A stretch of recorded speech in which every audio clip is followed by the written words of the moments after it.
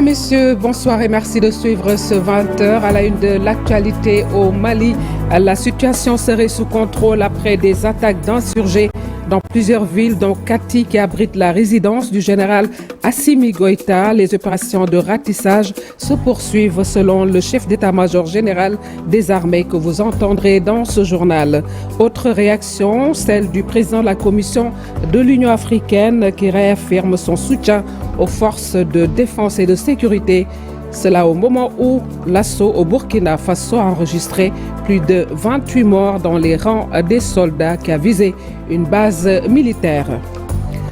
À 48 heures de la clôture du Dakar 2026, l'État du Sénégal va participer à la construction de la résidence du Khalife général de Médina Gounass. C'est entre autres annonce faite par le chef de l'État Bassirou Diomaye Diakhar Faye. Toujours à Médina Gounass, une délégation de l'APR venue solliciter des prières a été reçue par le Khalife général de Médina Gounass. L'insécurité gagne du terrain dans le secteur du transfert d'argent au Sénégal. L'Union des distributeurs a tenu son assemblée générale pour renforcer leur combat. Habib Faye sera avec nous pour faire le point. Voilà pour les titres, le développement, c'est dans un instant.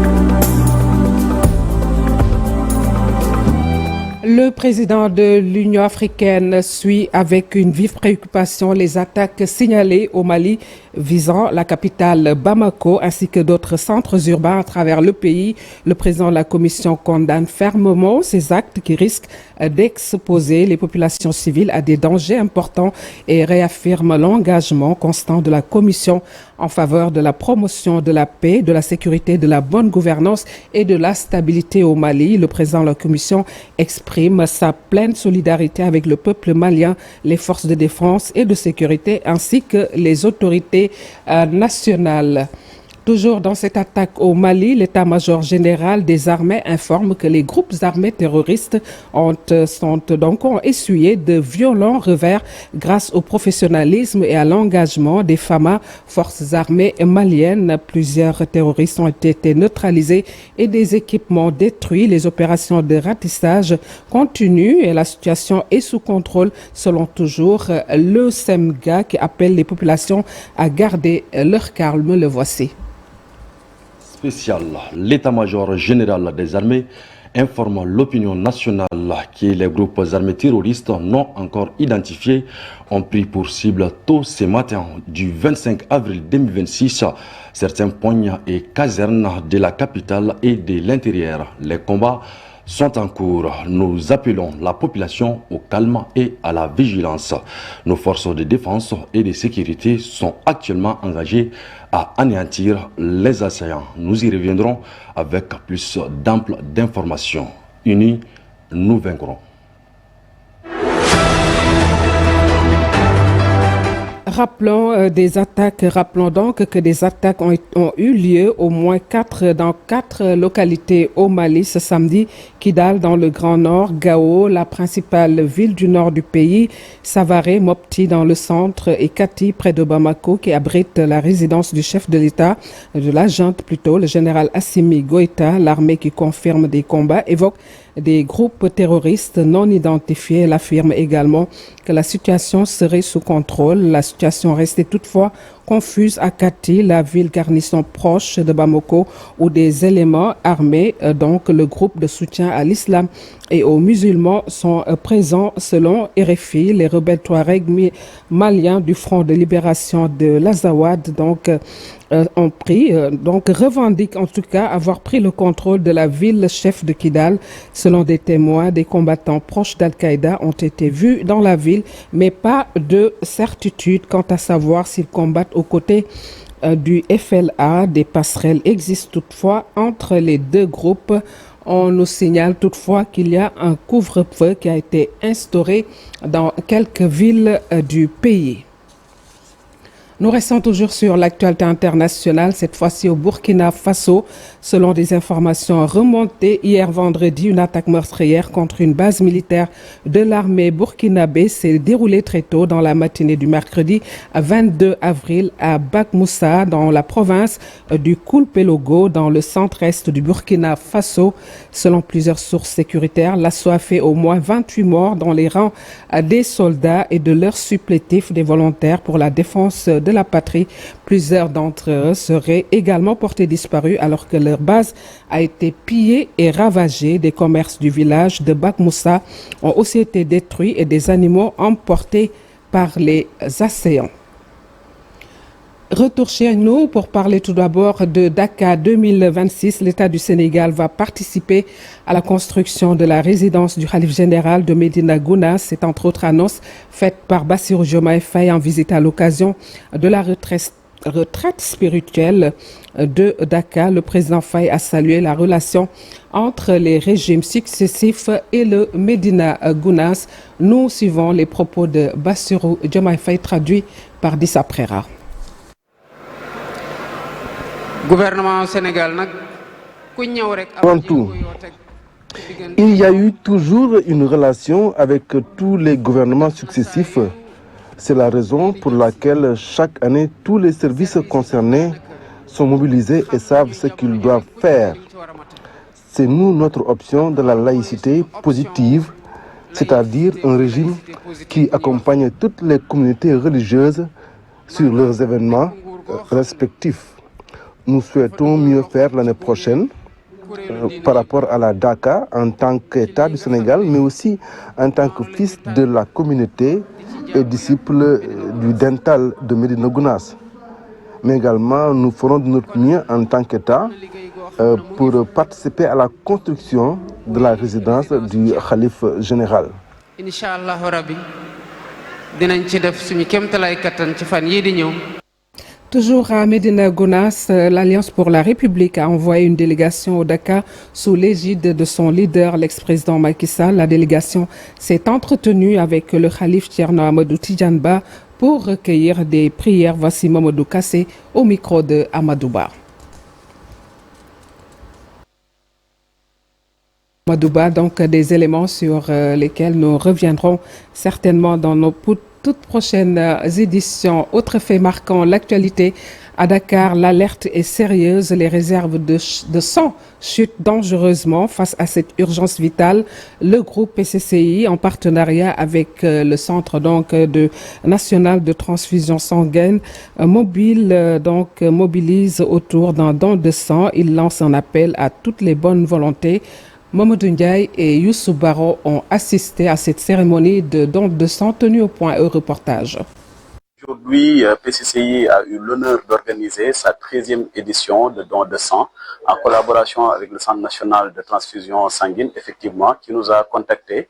On sait qu'actuellement, il y a une chute en nombre de dons de sang au niveau du CNTS. Et donc, c'est dans ce sillage-là, soucieuse de notre responsabilité sociétale d'entreprise, donc nous avons trouvé juste de venir en appoint au CNTS. Aujourd'hui, pour rappel, donner du sang, c'est sauver des vies. Et donc, dans le cadre de notre RSE, effectivement, c'est une mission honorable que nous avons eu l'occasion d'organiser. Et aujourd'hui, comme je le disais, c'est la 13e édition. Donc, nous avons pu terminer la journée. Donc, nous allons faire les décomptes, mais avec un objectif de 100 poches de sang, donc donné au niveau du CNTS. Le don de sang est quelque chose aujourd'hui qui peut sauver des vies. Assurément, on sait qu'il y a des gens qui en ont besoin et nous tous, les accidentés donc de la route, des personnes qui ont certaines maladies et qui ont besoin du sang pour justement recouvrer la santé. Et aujourd'hui, c'est en fait une fibre humanitaire que de répondre présent à l'appel du CNTS quand on voit effectivement la valeur de cette mission. Donc c'est dans ce cadre-là effectivement que nous l'avons tenu. Aujourd'hui, nous ne comptons pas nous en arrêter à là. Il y aura d'autres éditions qui seront organisées pour en faire finalement un rituel simplement au vu de notre plan stratégique en la matière. Plus de 2 milliards de francs CFA, c'est le montant donc du nouveau centre d'imagerie de Kaolack À l'initiative de ce projet, la municipalité et des acteurs du secteur privé, la pose de la première pierre de cette infrastructure s'est déroulée en présence de nombreuses autorités locales, dont le préfet de Kaolack. Ce centre d'imagerie sera d'un grand apport pour les populations de la zone centre dans le cadre de leur prise en charge médicale. Voici Serigne Mboup. Aujourd'hui, nous avons vraiment plaisir et fierté de signer une convention dans l'objectif de faire un centre d'imagerie qui va prendre en charge tous les diagnostics. Et il y a beaucoup de choses qui n'existent pas à Kaolack. Sur cela, nous remercions les autorités administratives territoriales, le préfet, le gouverneur et le commandant de zone, et le directeur représentant des directeurs de la santé. Donc c'est un travail qui a été fait très rapidement pour permettre à Kaolack de disposer des centres de diagnostic qui peuvent aider la population de ne pas se déplacer, aller à Touba ou à Kaolack. Il sera un centre très très moderne. Et cela rentre dans notre cadre de Kaolack 2035, qui était un projet de 2000 milliards. L'objectif, c'est de le faire financer par une partie du secteur privé.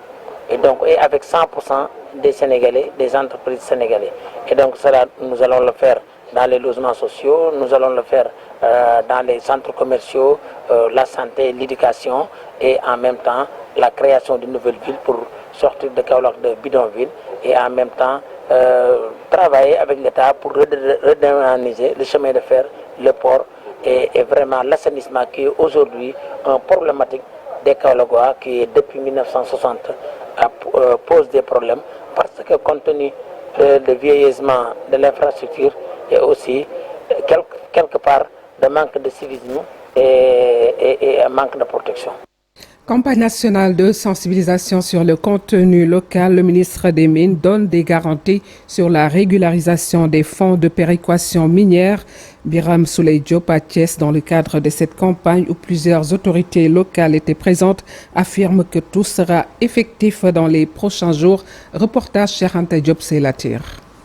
Au cours de cette rencontre, les collectivités territoriales, les maires venus de Ngaye Mékhé, Taïba Ndiaye, Darou Khoudoss, Koul, Mérina Dakhar, entre autres localités, le ministre de l'Énergie, du Pétrole et des Mines ont échangé sur le contenu local, un enjeu et une attente forte des populations. Je voudrais livrer ce cri de cœur de l'ensemble des collectivités territoriales de la région de Thiès. En 2017, un pas a été franchi avec un arrêté interministériel qui répartissait les fonds de péréquation minière. Malheureusement, monsieur le ministre, depuis lors, nous attendons. Le ministre de l'Énergie, du Pétrole et des Mines rassure. Nous avons dressé un tableau précis et clair de ce qui doit être affecté à chaque collectivité concernée, donc destinataire ou bénéficiaire. Il n'est plus du ressort aujourd'hui du ministère en charge des mines de faire un travail sur ce sujet. On a fait tout le travail que nous devions faire. C'est sur la table du ministère des Finances pour l'exécution. Et le ministère des Finances, en tout cas, en début d'année, avait pris des engagements fermes concernant les régularisations.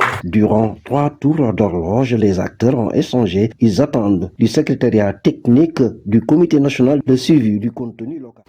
L'actualité, c'est aussi l'insécurité à Touba et aux alentours de la cité religieuse. L'association ASFOPS, Association des formateurs privés, promeut la sécurité privée pour éradiquer ce fléau. Une session de renforcement de capacité a été tenue à Touba. Voici Mamadou Ndourouad, le PCA de l'association au micro de Tchernofal.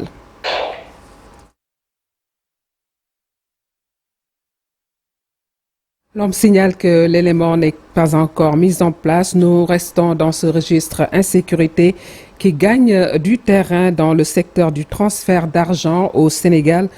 Braquage, agression, vol à main armée. Les distributeurs et prestataires tirent la sonnette d'alarme. Réunis en assemblée générale extraordinaire, les membres de l'Union des distributeurs et prestataires du Sénégal veulent désormais parler d'une seule voix pour protéger leurs activités. C'est un reportage signé Habib Faye.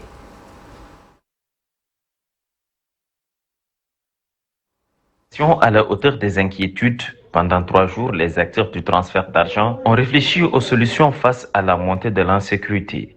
Braquage ciblé, agressions répétées, pertes financières. le secteur est sous pression. Problème de sécurité dans nos agences, il y en a beaucoup. Les arnaques, lenteur dans la mobilisation des ressources financières auprès des banques. Nous attendons de l'État plus de sécurité dans nos points, une meilleure diligence des enquêteurs en cas de braquage. Un autre point de crispation, le manque d'accompagnement des autorités. Les membres de l'Union disent se sentir livrés à eux-mêmes. Tout récemment, on est parti voir le gouverneur de Dakar pour avoir son appui. Et là, il nous a promis qu'il va nous accompagner. Nous attendons quand même de l'État plus de sécurité dans nos coins, des patrouilles, une meilleure diligence des enquêteurs en cas de braquage. Il y a beaucoup de lenteur. Une meilleure visibilité quant à notre réelle autorité ministérielle de tutelle. Qui est notre ministre de tutelle? On ne sait toujours pas. Malgré ce contexte difficile, les partenaires financiers affichent leur soutien. Ils promettent de renforcer leur accompagnement pour sécuriser davantage les opérations. Les normes un peu de la Banque centrale qui cherchent à pousser un peu la réduction des coûts de transfert, disons entre 7-10%, 3, 4, 5%, day nekk ay enjeux yu bees. Vous les masters, dealers, vous êtes un maillon essentiel de l'économie du pays. Au terme de cette troisième assemblée générale extraordinaire, des recommandations ont été formulées. Objectif: sécuriser durablement le secteur du transfert d'argent et restaurer la confiance. Pour les membres de l'UDPS, le message est clair. Il est temps d'agir avant que la situation ne devienne incontrôlable. La construction d'une nouvelle prison de grande capacité à Louga divise l'opinion publique. Si la pertinence de ce projet érigé au rang de priorité suscite des interrogations, d'autres voix saluent l'initiative jugée nécessaire vu la vétusté et la capacité limitée à 200 places seulement qui ne répondent plus aux standards actuels. Plus de détails avec Thierno Fall.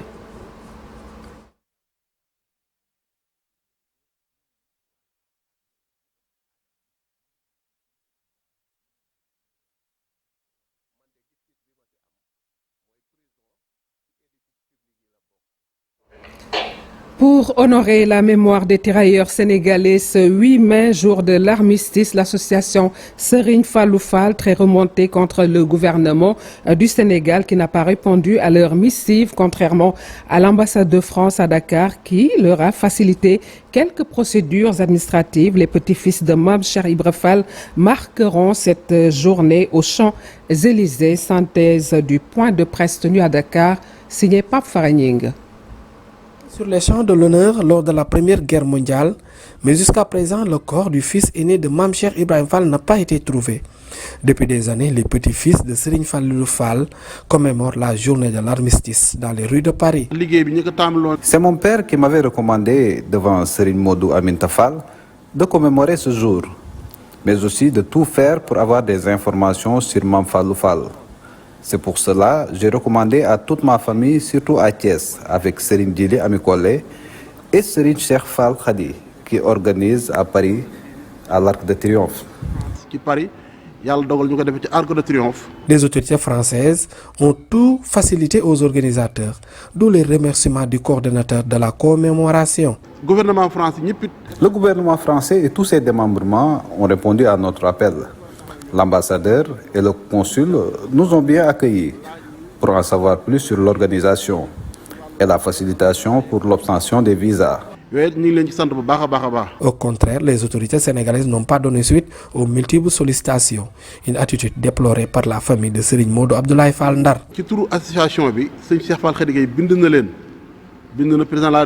Au nom de l'association Serigne Cheikh Fall Khadi, depuis Paris, a écrit aux autorités sénégalaises, le président de la République, le Premier ministre, le ministre des Affaires étrangères, le ministre des Forces armées, le ministre de la Culture, pratiquement toutes les branches qui concernent la journée de Serigne Fallou Fall. Malheureusement, quand vous écrivez, personne ne vous répond. Mais l'administration doit répondre quand on lui adresse une lettre dans un pays normal.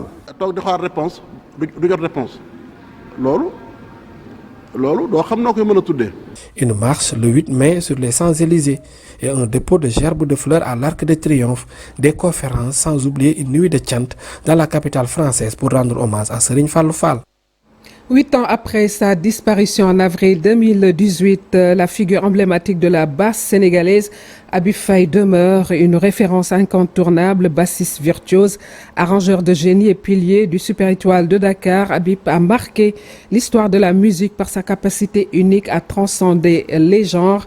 De la scène internationale à ses collaborations avec Youssou N'Dour, il a su révolutionner le mbalax grâce à une audace harmonique et une précision technique qui ont fait de lui l'un des musiciens les plus respectés de sa génération.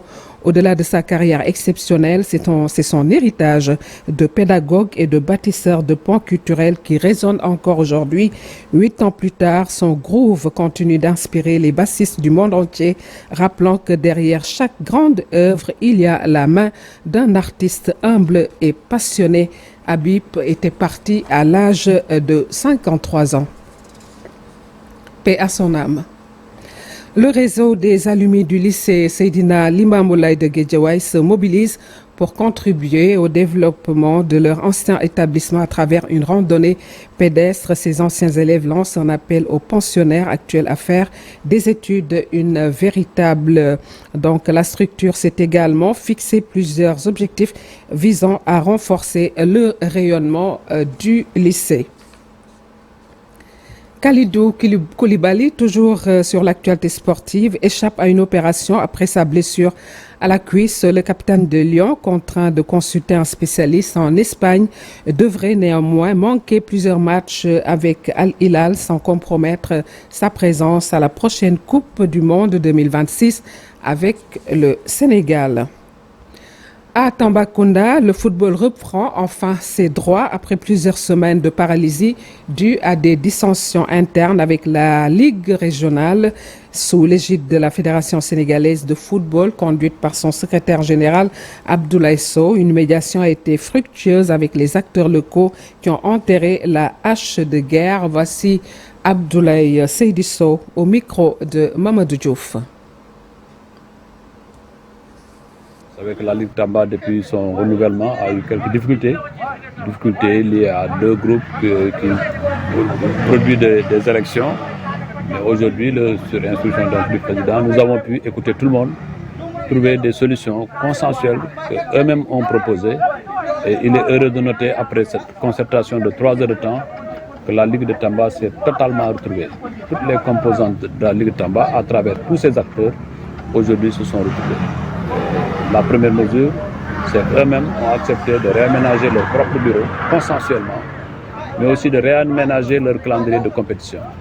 L'engagement pris par la Fédération sénégalaise de football, c'est d'accompagner ce réaménagement du calendrier de la compétition. Bien entendu, après cette forte retrouvaille qui remet le football de Tambacounda au cœur du football sénégalais, parce que le football de Tambacounda a quand même une histoire avec le football sénégalais.